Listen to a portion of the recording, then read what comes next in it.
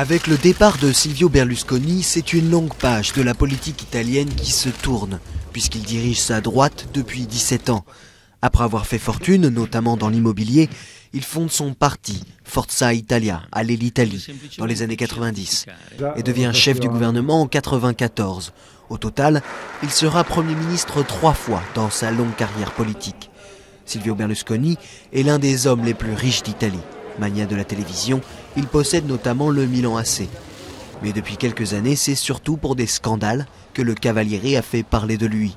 Accusé de corruption et d'évasion fiscale, il est également impliqué pour prostitution de mineurs et abus de pouvoir, notamment dans l'affaire du Rubygate. Au plus bas dans les sondages, seulement 22% des Italiens ont une opinion positive de lui. Sa démission est perçue comme un soulagement par une large partie de la population.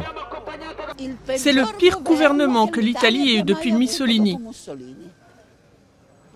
Le plus mauvais, le plus malhonnête, le plus honteux.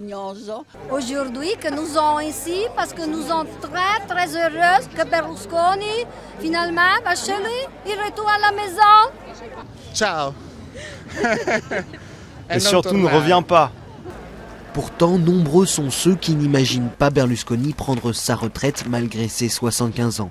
Ne serait-ce que pour conserver une protection face aux multiples poursuites judiciaires lancées contre lui.